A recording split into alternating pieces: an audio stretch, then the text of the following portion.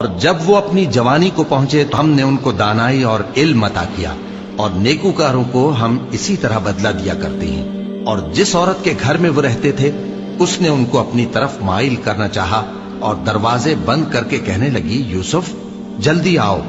انہوں نے کہا کہ اللہ پناہ میں رکھے، وہ یعنی تمہارے میاں تو میرے آقا ہیں، انہوں نے مجھے اچھی طرح سے رکھا ہے، میں ایسا ظلم نہیں کر سکتا، بے شک ظالم لوگ فلاح نہیں پائیں گے۔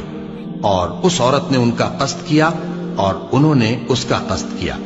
اگر وہ اپنے پروردگار کی نشانی نہ دیکھتے تو جو ہوتا سو ہوتا۔ یوں اس لیے کیا گیا کہ ہم ان سے برائی اور بے حیائی کو روک دیں، بے شک وہ ہمارے چنے ہوئے بندوں میں سے تھے۔ اور دونوں دروازے کی طرف بھاگے، آگے یوسف پیچھے زلیخا، اور عورت نے ان کا کرتا پیچھے سے پکڑ کر جو کھینچا تو پھاڑ ڈالا، اور دونوں کو دروازے کے پاس عورت کا خاوند مل گیا۔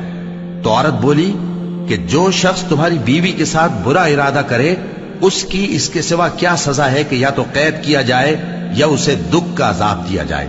یوسف نے کہا، اسی نے مجھ کو اپنی طرف مائل کرنا چاہا تھا۔ اور اس کے خاندان میں سے ایک گواہ نے گواہی دی کہ اگر اس کا کرتا آگے سے پھٹا ہو تو یہ سچی اور یوسف جھوٹا ہے، اور اگر کرتا پیچھے سے پھٹا ہو تو یہ جھوٹی اور وہ سچا ہے۔ سو جب اس کا کرتا دیکھا تو پیچھے سے پھٹا تھا، تب اس نے زلیخا سے کہا کہ یہ تمہارا ہی فریب ہے، اور کچھ شک نہیں کہ تم عورتوں کے فریب بڑے بھاری ہوتے ہیں۔ یوسف اس بات کا خیال نہ کر، اور زلیخا تو اپنے گناہ کی بخشش مانگ، بے شک خطا تیری ہی ہے۔ اور شہر میں عورتیں گفتگویں کرنے لگیں کہ عزیز کی بیوی اپنے غلام کو اپنی طرف مائل کرنا چاہتی ہے اور اس کی محبت اس کے دل میں گھر کر گئی ہے، ہم دیکھتی ہیں کہ وہ کھلی گمراہی میں ہے۔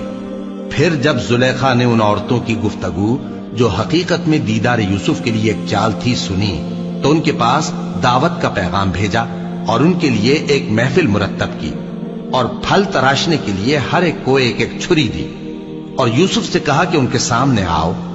جب عورتوں نے ان کو دیکھا تو ان کا روب حسن ان پر ایسا چھا گیا کہ پھل تراشتے تراشتے اپنے ہاتھ کاٹ لیے، اور بے ساختہ بول اٹھی کہ اللہ پاک ہے، یہ آدمی نہیں، یہ تو کوئی بزرگ فرشتہ ہے۔ زلیخا نے کہا، تو یہ وہی ہے جس کے بارے میں تم مجھے تانے دیتی تھیں، اور بے شک میں نے اس کو اپنی طرف مائل کرنا چاہا مگر یہ بچا رہا، اور اگر یہ وہ کام نہ کرے گا جو میں اسے کہتی ہوں تو قید کر دیا جائے گا اور ذلیل ہوگا۔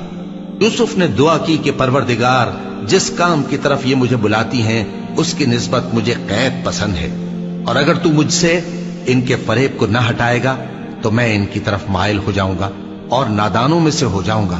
پس ان کے رب نے ان کی دعا قبول کر لی اور ان سے عورتوں کا داؤں ٹال دیا، بے شک وہی تو سننے والا ہے، جاننے والا ہے۔ پھر باوجود اس کے کہ وہ لوگ ان کی بے گناہی کے نشان دیکھ چکے تھے، ان کی رائے یہی ٹھہری کہ کچھ عرصے کے لیے ان کو قید ہی کر دیں۔ اور ان کے ساتھ دو اور جوان بھی داخل زندہ ہوئے۔ ایک نے ان میں سے کہا کہ میں نے خواب دیکھا ہے، دیکھتا کیا ہوں کہ شراب کے لیے انگور نچوڑ رہا ہوں۔ دوسرے نے کہا کہ میں نے بھی خواب دیکھا ہے، میں یہ دیکھتا ہوں کہ اپنے سر پر روٹیاں اٹھائے ہوئے ہوں اور پرندے ان میں سے کھا رہے ہیں، تو ہمیں ان کی تعبیر بتا دیجئے کہ ہم تمہیں نیکوکار دیکھتے ہیں۔ یوسف نے کہا کہ جو کھانا تم کو ملنے والا ہے وہ آنے نہیں پائے گا کہ میں اس سے پہلے تم کو اس کی تعبیر بتا دوں گا۔ یہ ان باتوں میں سے ہے جو میرے پروردگار نے مجھے سکھائی ہیں۔ جو لوگ اللہ پر ایمان نہیں لاتے اور آخرت کا انکار کرتے ہیں، میں نے ان کا مذہب چھوڑ دیا ہے،